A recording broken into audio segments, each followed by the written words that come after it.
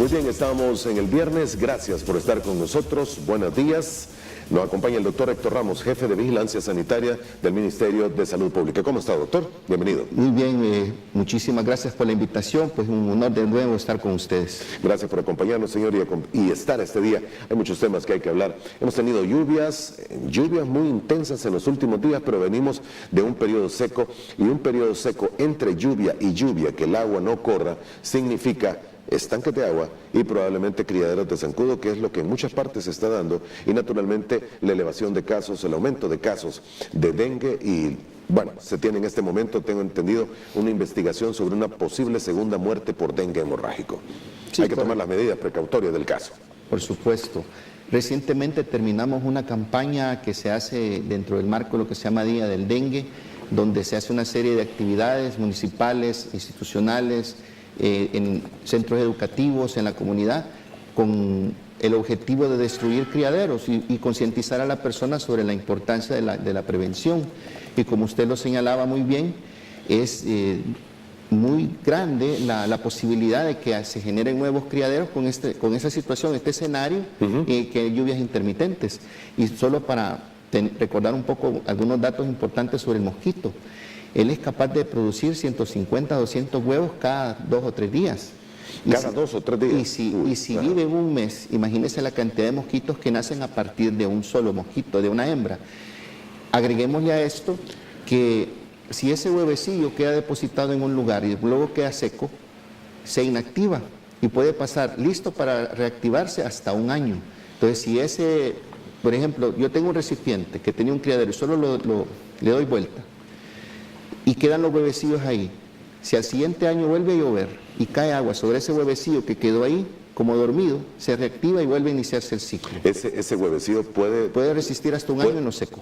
No me diga, en lo seco. En lo seco. Por eso es la medida aquella que se recomienda de utilizar lejía. La lejía lo destruye en las pilas, la famosa untadita, porque destruye los huevecillos que quedan ahí. En las pilas, en los recipientes, en cualquier cosa, en un guacal que quede abandonado, tantas cosas que ocurren en este país. Entonces, por esa razón es que insistimos de que, si bien la campaña duró una semana, como salvadoreños tenemos, cuidando nuestra salud, la obligación de destruir criaderos los 365 días del año, porque nuestro país tiene un clima tropical en el cual el ciclo se puede desarrollar con o sin lluvia, porque agua siempre va a haber en los hogares. Por ejemplo, hay lugares donde se tienen dificultades con el agua potable, y lo lógico es que las personas lo guarden en recipientes, pero si no lo cubren adecuadamente, los mosquitos llegan y se produce el ciclo precisamente. ¿Los números que se tienen en este momento son dramáticos, señor, en cuanto al dengue? Fíjese que, bueno, en las 3 arbovirosis que son dengue, chikungunya y zika, bueno, pero si vamos a hablar de corredor endémico de dengue, es el que tenemos porque se necesitan 5 a 7 años de datos para poder generarlo.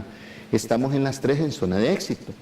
Con dengue tenemos, si bien un 61% más de sospechosos, en cuanto al corredor endémico no estamos en un área de epidemia.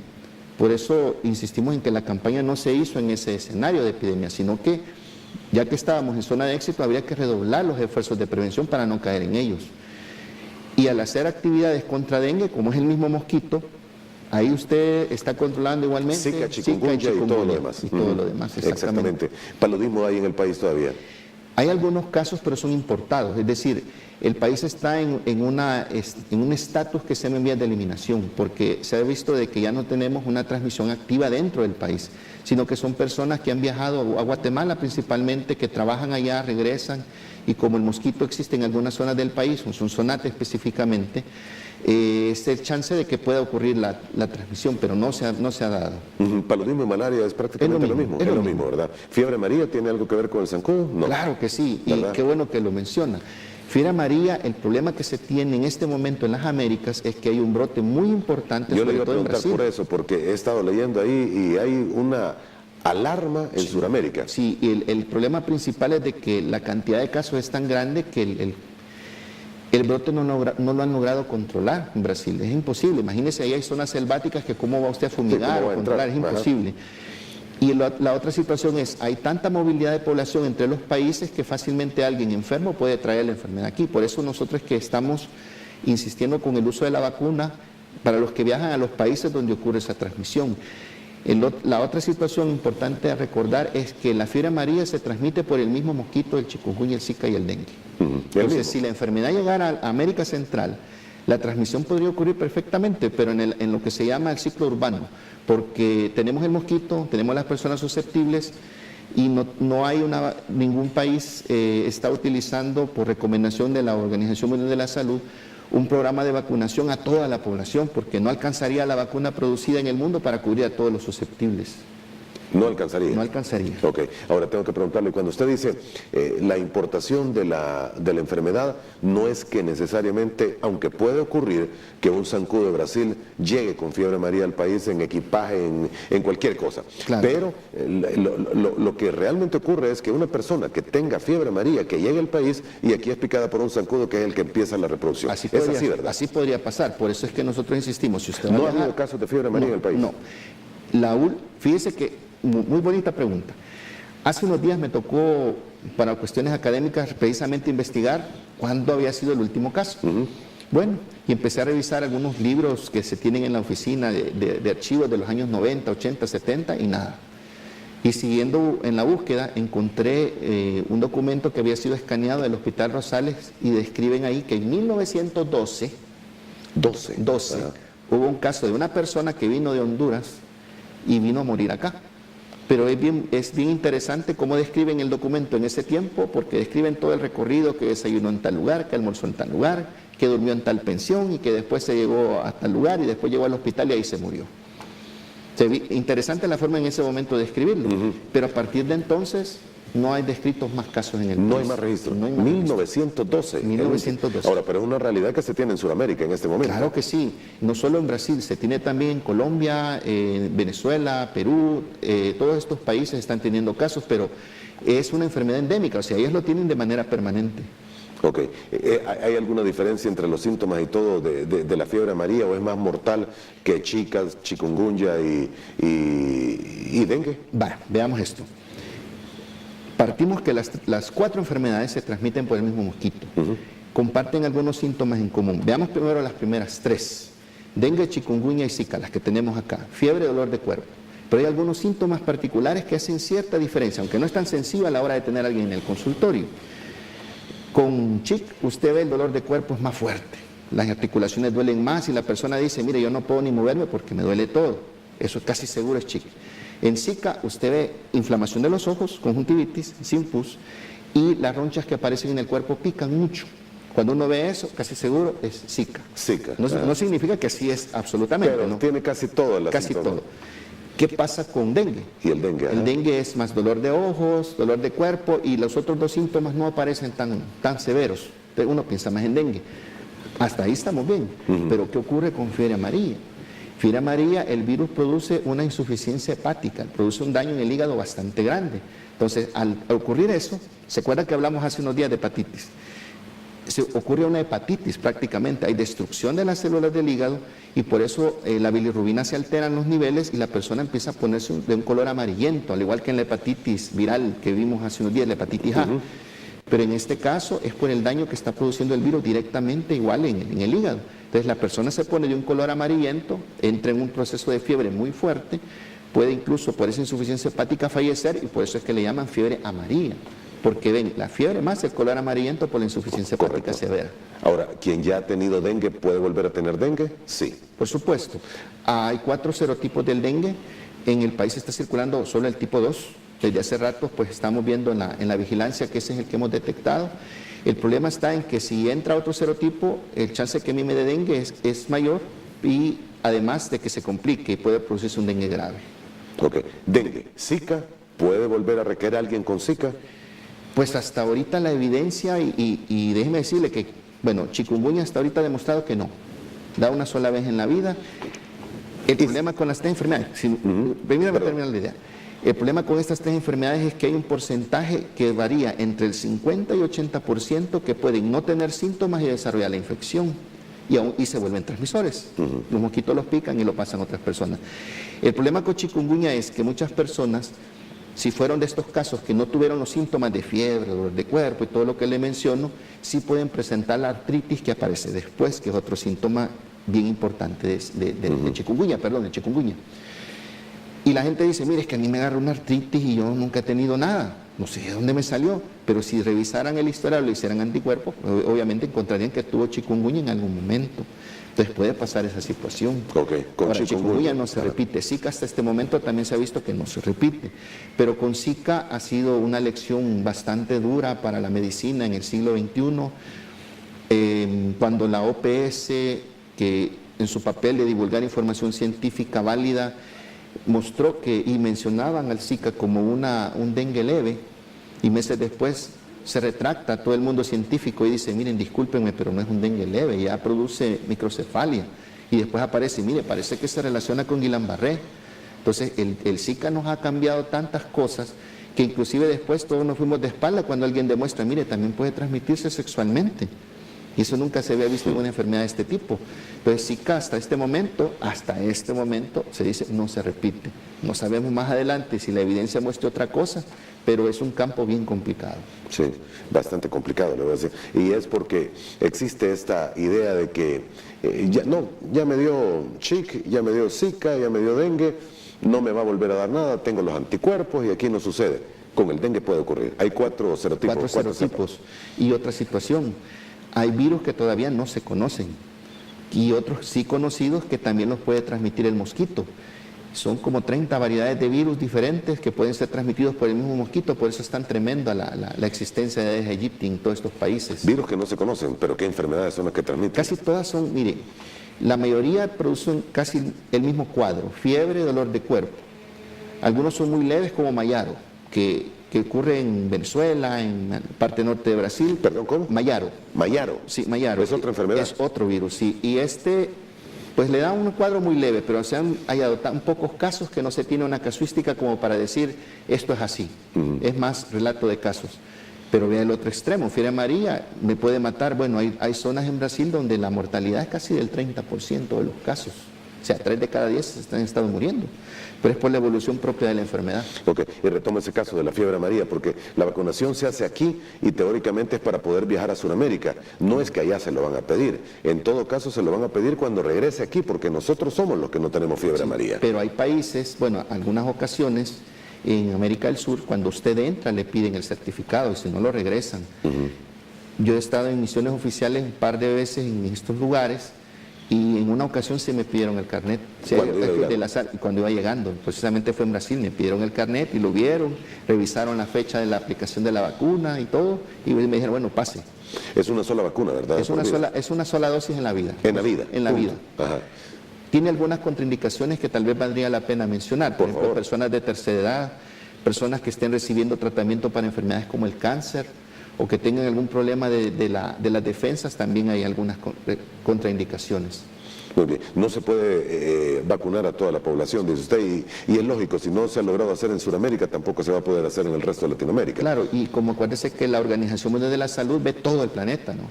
Y no solo América tiene fiebre amarilla, en África existen también miles de casos, millones de casos. Entonces, la cantidad de vacunas necesaria para cubrir toda la población afectada no alcanza.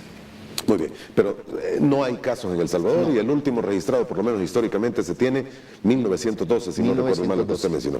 Qué bueno. Ahora, el dengue, y solo quiero retomar esto, el caso de esta segunda muerte por dengue hemorrágico está en auditoría. Sí, está en auditoría y eso es un proceso que se lleva con mucho rigor porque el comité es formado por personal técnico de diferentes instituciones, del Seguro Social, de la Sociedad de Infectología, del Ministerio de Salud. Entonces ellos hacen un dictamen completamente independiente y pues de la discusión que ellos hacen de revisar la historia clínica, revisar el documento del expediente, se han hecho incluso en algunos casos visitas a donde la persona residía para obtener más datos de la familia. Entonces hay una serie de componentes que ellos toman para decir finalmente si la persona murió de dengue o murió con dengue. Murió por o con. Y es que, bueno, esto usted es médico, muchas de las personas que mueren por un dengue o que comenzó con un dengue es más los órganos que termina afectando después el dengue o las temperaturas o las condiciones por las que algunas personas mueren. ¿Es así? Muchas veces, y vaya, hay enfermedades que uno puede tener crónicamente, por ejemplo las coronarias, un problema de coronarias, y me da dengue. la fiebre, el estrés, todo lo que desarrolla la infección, me da un infarto. Me mató el infarto, no me mató el dengue. Pero en una persona aparentemente sana y que no se encontró otra cosa, habría que ver que otras situaciones podrían haber facilitado la defunción, porque no necesariamente fue el dengue que lo mató. No fue el dengue, ¿verdad? Exactamente. Mire, hay mucha gente que está preguntando y es porque la verdad es que uno se asusta cuando de repente empieza a oír nuevos términos, nuevas enfermedades y dice, bueno, ¿y esto de dónde ha salido? ¿Va? En algún momento fue el Zika. El Zika aquí hace 5 años, por lo menos los mortales que no somos médicos no lo habíamos oído. La chikungunya igual. Apareció de un día para otro y fue aquella como alerta, alarma de estas enfermedades tropicales, africanas o sudamericanas que uno no sabe cómo finalmente terminan llegando. Pero hoy el caso es Leish, y creo que es así, leishmaniasis. Correcto, leishmaniasis. Cuéntenos. Leishmaniasis es una Hay un amigo televidente, por cierto, dice, pregúntale al invitado sobre la enfermedad de leishmaniasis. ¿Cuántos casos hay en el país? ¿Cómo se reproduce? ¿Y cuáles son los síntomas? Excelente pregunta. Mire, leishmaniasis es lo siguiente. Es una enfermedad antiquísima. Antiquísima. Antiquísima. Está descrita en momias del Antiguo Egipto y está descrita en momias de América del Sur y de México. Es decir, eso tiene siglos de existir en todo el mundo, en todos estos países, América, África, Asia. Es un parásito que es transmitido por una mosca, muy parecido al jejen. La picadura de este animalito inocula, es decir, inserta el parásito y este se desarrolla. La enfermedad puede tener varias presentaciones. Puede ser solo en piel, que es la cutánea, que afecte piel y mucosas, que es la mucocutánea, y una que se llama visceral, que es cuando el parásito afecta a los órganos internos, principalmente hígado, vaso y médula ósea. Lo que hemos visto en el país, y esto no es nuevo, yo estaba revisando casuística y he encontrado un histórico desde 2001, que siempre han estado ocurriendo entre 30 y 50 casos anuales. Siempre hemos tenido, sí. Y siempre ha sido el predominio de Oriente. Y de Oriente, sí. Y me preguntaba alguien, ¿y por qué Oriente? Y la explicación me la dio precisamente uno de los entomólogos nacionales. Me dice, es que míreme, lo que sucede en Oriente es que las condiciones climáticas de calor y humedad aislada facilita la reproducción del vector, en este caso del flebótomo, que es el nombre de esta mosca. Entonces, ahí es donde se reproduce mejor, por eso la transmisión siempre ocurre. Aparte de eso, en el ciclo de la enfermedad se ha visto que hay reservorios, es decir, lugares o seres animados donde este germen puede quedar guardado esperando ser transmitido a otra persona. Y en este caso es el perro. El perro. El perro, exactamente. El perro es el reservorio y en la naturaleza pueden ser también los zorros, pero sabemos que aquí nuestra fauna está casi extinta en muchas especies, no sería no significativo. Y el otro animalito que está involucrado en la transmisión es la zarigüeya, conocido como tacuacín. Eso sí hay acá. Eso sí tenemos. Entonces, esa mosca también puede picar a estos animales y ellos ser también reservorios, tener guardado ahí el germen ahí y al ser picados también transmisión humana. No se da transmisión de persona a persona, eso que la población no tenga claro. La leishmaniasis no es contagiosa. No es de que si yo tengo leishmaniasis y se sienta alguien a la par mía, se le va a transmitir. Eso no sucede. Entonces, esta enfermedad, como le repito, se ha mantenido a lo largo de este tiempo. La forma cutánea es la que hemos visto más, ¿verdad? La visceral es mucho menos, el número de casos no es tan común, pero sí hemos detectado algunos. El problema está en que el diagnóstico no es sencillo, porque ¿cómo aparece la leishmaniasis? ¿Cómo sé yo que tengo leishmaniasis? Mire, el diagnóstico no es fácil. Casi siempre comienza como una pequeña ampolla que a lo largo de los días, 1 o 2 semanas, se forma una úlcera. La úlcera tiene un fondo al principio limpio, los bordes se elevan y casi siempre esa úlcera no duele. Entonces lo que se hace para diagnosticarlo es, si alguien reconoce que padece leishmaniasis y todo eso, se le hace un raspado. Y ese raspado se ve en el microscopio. El raspado debe hacerse, por cierto, en la orilla de la lesión, no en el centro. Entonces ahí se ve en el microscopio con una tinción especial y se ve el parásito. Y después de esto, pues si se confirma el caso, pues tiene un tratamiento que también se le tiene que dar, que eso también tiene que ser bajo estricta vigilancia. Sí hay tratamiento. Hay tratamiento. Ok. Y la recuperación, porque mire, hemos visto a través de redes y medios una serie de fotografías que no sé si realmente serán de leishmaniasis, que aparecen todas las piernas y todos los brazos de las personas. No es así. No es así. La foto que, yo vi una foto en un medio y me llamó la atención porque yo he tenido pacientes con un cuadro que se llama púrpura trombocitopénica autoinmune, que es cuando las plaquetas son atacadas por el mismo sistema inmunológico, entonces uno se llena de moretes. Eso me parece más esa foto, porque la leishmaniasis normalmente son úlceras aisladas o son úlceras grandes que afectan las mucosas. Entonces, eso no lo vemos aquí, lo ven en América del Sur y en Guatemala, que puede incluso perforar el paladar, destruir la nariz, destruir el pabellón de la oreja. Wow. Y son unas cuestiones bien terribles. De hecho, le llaman úlcera de los chicleros, porque las personas que trabajan extrayendo esta savia de estos árboles para producir estos productos, están expuestos en la selva a las picadas de estos insectos. Entonces se les forman esas úlceras, son personas muy pobres, desconocen sobre la enfermedad, no reciben tratamiento y esta avanza. ¿Qué pasa con la visceral? En esto es mucho más difícil porque la persona empieza a presentar una anemia severa, pérdida de peso inexplicable, fiebres prolongadas y al hacerle su examen físico uno encuentra un vaso con un tamaño monstruoso. Es de las enfermedades que producen vasos de crecimiento mayor o hígado. El diagnóstico en este caso, no hay úlceras que raspar, entonces toca hacer una biopsia de médula ósea o una biopsia de vaso de hígado, es más complejo. Pero hay cura, hay procedimiento. Igual hay tratamiento. O sea, no es que sea mortal la enfermedad. Si ya llega a extremos y muy tarde las atenciones, por supuesto. Claro, lo que sí hay que recordar es que la leishmaniasis visceral sí tiene una mortalidad. Sí, por supuesto, y le está atacando el hígado, el vaso o la columna. El tratamiento es más difícil, pero sí se tiene y sí hay casos que han sacado adelante, gracias a Dios, bastante bien. Muy bien, tengo que hacer la última pausa, señor, vamos a volver en aproximadamente 3 minutos, continuamos hablando del resto de enfermedades y parece que estamos hablando de las 7 plagas de Egipto aquí en el país, ¿verdad? Ya regresamos. Muy bien, gracias por continuar con nosotros en la mañana de este día viernes, parte final de nuestro espacio de pláticas, hoy con el doctor Héctor Ramos, jefe de Vigilancia Sanitaria del Ministerio de Salud Pública. La leishmaniasis visceral, en más del 95% de los casos, dice un artículo, es mortal si no se trata a tiempo. Correcto. Así es. Así es, porque la infiltración del parásito, imagínense lo que afecta.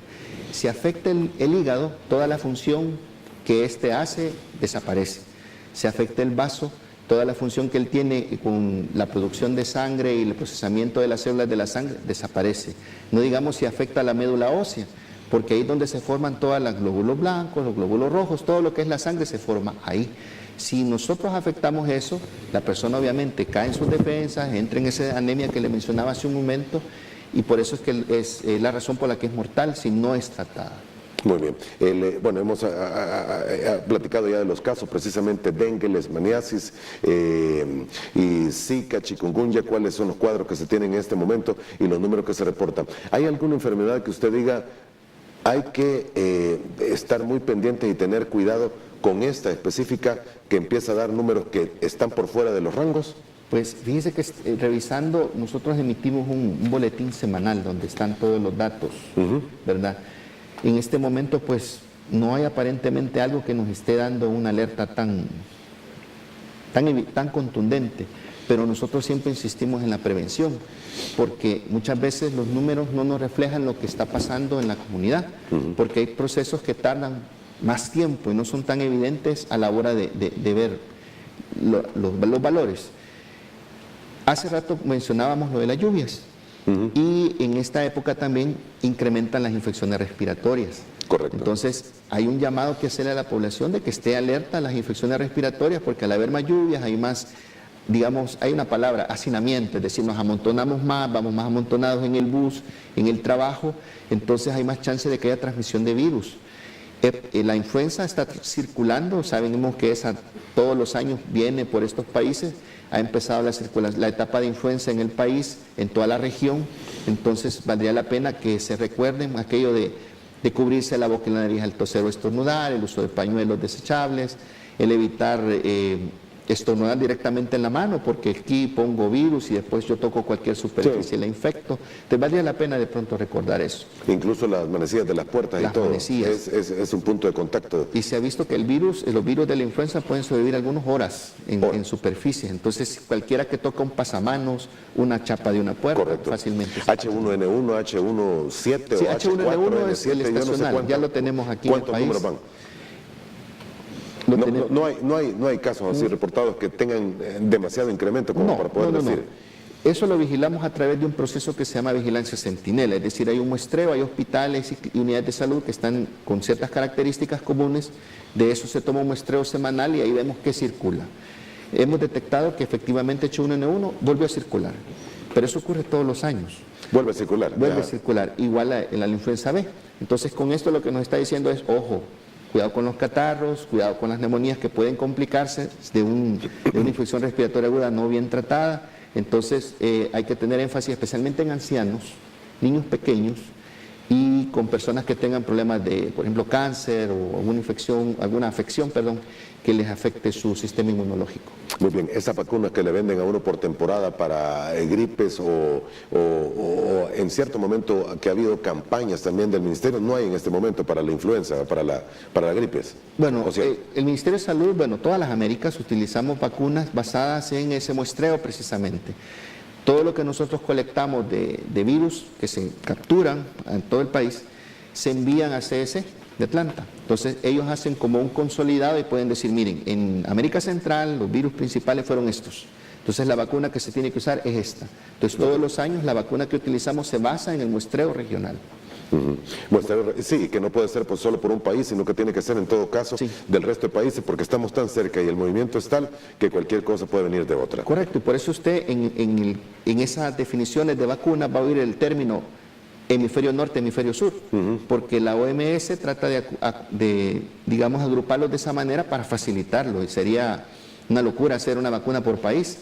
Si un país tan pequeño o un área tan pequeña, es lo mismo prácticamente. Muy bien, hay temas que no se pueden obviar y muchas de las enfermedades que se están dando, y antes de que pasemos a eso, porque quiero que hablemos un poquito del cambio climático, porque quieras o no, lluvias, calores tan intensos, lluvias también tan intensas, han permitido que lleguen a otras partes del mundo y a otras partes del país enfermedades que antes no se tenían. Pero aquella enfermedad, señor, en el que incluso se dio, creo que fueron más imágenes generadas en redes sociales de la enfermedad que es transmitida por ratas, por los roedores. ¿Cuál es el nombre? Leptospirosis. Leptospirosis. Sí. ¿Ya no hay casos reportados? Bueno, siempre hay casos reportados en el país. Siempre hay casos esporádicos. La leptospirosis es una enfermedad que la transmiten los mamíferos que son afectados por esta bacteria que se llama leptospira. Pueden ser los perros, pueden ser los caballos, las vacas, las ratas. Entonces, en la orina de estos animales viene esta bacteria, y si esta tiene contacto con agua o con alimentos y usted después ingiere esa agua, incluso se ha demostrado que si usted se baña en un río que está contaminado con eso y tiene contacto con sus mucosas, puede precisamente infectarse. El diagnóstico de esto tampoco es sencillo, son cuadros de fiebre que pueden tener 2 semanas incluso de duración, puede haber una coloración amarillenta y uno puede de pronto enfrentarse, esto es una hepatitis, o es una tifoidea, o es una leptospirosis. No es sencillo. Ahora, si ya con examen de laboratorio, pues ya se puede demostrar cuál de todas es. Igual el tratamiento existe, son con antibióticos en este caso. Muy bien, ¿y los casos de hepatitis disminuyeron en la zona específica? ¿Se tenían en una zona específica? Sí, estábamos, hay un brote que todavía no lo hemos cerrado, son 100 días que tenemos que esperar para decir, bueno, hoy sí ya se cerró. ¿Por qué 100 días? Porque el periodo de incubación llega hasta 50 días, entonces en epidemiología, cuando usted tiene un brote, tiene que esperar 2 periodos de incubación y que ya no hayan más casos o que el incremento haya disminuido para decir el brote terminó. Entonces todavía estamos esperando pues que puedan ocurrir más casos. En el corredor endémico no estamos en epidemia en cuanto a hepatitis A, pero seguimos vigilantes a la zona de Occidente, que es donde estaba esto. Muy bien, y en el caso de la tifoidea también había habido unos casos, sí, un número significativo, con tifoidea también tuvimos un brote grande, pues gracias a Dios ya estamos de nuevo en los valores esperados. Tifoidea es otra enfermedad endémica, es decir que todo el año hay casos, todas las semanas hay casos, pero ya estamos dentro de las oscilaciones que ya esperábamos que ocurrieran. Ok, señor, el caso del cambio climático, quieras o no, está afectando las enfermedades, dónde pueden darse y hasta dónde habían llegado o los patrones que uno normalmente conocía. Porque usted me mencionaba fuera de cámara que se tiene ya que dengue en Europa. En Europa, bueno, y no había habido, ¿no? Arbovirosis en Europa, se ha hablado de chikungunya. ¿De cuál? Arbovirosis, este grupo de enfermedades. Okay. O sea, el mismo mosquito. Se han visto casos de chikungunya en España, se han descrito casos de dengue en el sur de los Estados Unidos, en Florida, y hace poco había un reporte incluso de casos de arbovirosis en Japón. Pero ¿por qué sucede esto? Con el calentamiento global, el territorio del mosquito se ha ampliado porque la temperatura ha aumentado. Bueno, aquí mismo en nuestro país, en la zona del Pital y esas áreas altas, dengue no era una enfermedad que veíamos casos, pero ahora con el calentamiento global ya tenemos casos en esas regiones y eso ha ocurrido en todo el planeta. Igualmente, pues, hay otras especies de mosquito que son más resistentes al frío, entonces estos también son capaces de transmitir estos virus y se han expandido. Por eso es la preocupación que se tiene del control de estas enfermedades, porque de aquí a una década no sería extraño ver casos de Zika y ese tipo de cosas más al norte y más al sur, que Europa esté llena de casos de dengue en unos 10 o 15 años, y que los Estados Unidos igual. Y esto se debe precisamente al aumento de las temperaturas, el mosquito se mueve y la población se mueve. Acordémonos que en todas estas cosas existe lo que se llama periodo de incubación. Me pica un mosquito infectado, yo estoy sano. Puedo pasar 3 días hasta 7 días sin síntomas y la enfermedad se está desarrollando. En este lapso yo viajo y llego a un lugar donde hay mosquitos y me pican a mí, el ciclo se inicia nuevamente transmitiéndose a otras personas. Esa es la preocupación. Ahora, lo que usted menciona exactamente es eso. En el Pital, para el caso, no es por la altura que no había transmisión de estas enfermedades o mosquitos, es precisamente por las temperaturas. Son las dos cosas. Son las dos cosas. Pero más las temperaturas, porque se ve precisamente en países con climas extremos no ocurren este tipo de transmisiones. ¿Por qué? Porque los mosquitos no toleran la congelación. Pero en países donde, por ejemplo, El Salvador, que tiene una franja de temperaturas que ya casi se quedó, aunque oscila, dentro de un periodo, un rango que es permisible para el mosquito. Entonces, la transmisión siempre va a ocurrir. Correcto. No, y casos emblemáticos, como mencionaba uno de los amigos aquí, camarógrafos, en Alaska, hay casos ya reportados. Lo que hay son mosquitos, sí hay diferentes especies, existen en todo el planeta. Lo que no se ha demostrado con Alaska es la transmisión, pero así como está cambiando el clima, no sería nada extraño que en futuro empiecen a ocurrir, o que hay mutaciones incluso de los mosquitos o virus que puedan mutar. O sea, este es un campo totalmente nuevo. El cambio climático nos ha cambiado tanto que incluso los patrones estacionales de las enfermedades que esperábamos pueden cambiar perfectamente. Esperábamos grandes alzas de dengue en ciertas semanas, alzas de diarrea en ciertas semanas, pero como ahora ha cambiado el patrón de lluvias. Exactamente. No, y el patrón de lluvias, temperaturas, todo. Aquí tenemos únicamente 2 estaciones o 2 periodos, seco y lluvioso, pero tuvimos un retraso, un adelanto de lluvias, después una época seca, la sequía famosa que se dio sobre todo en el oriente del país, y hoy volvemos a tener lluvias intensas durante el mes de agosto, a ver qué sucede en septiembre. Todas las condiciones y todos los marcos que se habían hecho para la convivencia han cambiado. Totalmente. Y tienen que ser evaluados. Totalmente, y esto nos obliga a tener una vigilancia más agresiva, a ser más proactivos, porque no sabemos en qué momento, por estos cambios precisamente, la conducta de una enfermedad cualquiera puede cambiar radicalmente. Muy bien. Doctor, quiero agradecerle el que haya estado con nosotros en esta mañana de viernes, sobre todo para que las personas tomen las consideraciones y precauciones del caso. ¿Alguna sugerencia, sobre todo para el momento de las enfermedades que más están repuntando en este momento? ¿Cuál sería?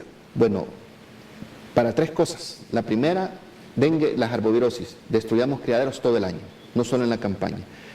Para las enfermedades como la hepatitis y la tifoidea, las medidas de higiene con alimentos, lavado de manos. Y para las enfermedades respiratorias, lo que ya sabemos, cubrirnos la boca y nariz al estornudar con pañuelos desechables, evitar estornudar abiertamente y consultar por cualquier cosa siempre el establecimiento más cercano de manera temprana. Muy bien. Doctor, muchísimas gracias por haber estado con nosotros. Gracias, que tengan muy buenos días. Igualmente. A usted también. Gracias por habernos acompañado. Desde ya, feliz fin de semana. Que descanse y continúe con la programación de Telecorporación Salvadoreña y viva la mañana. Primero Dios, nos volvemos a ver el próximo lunes.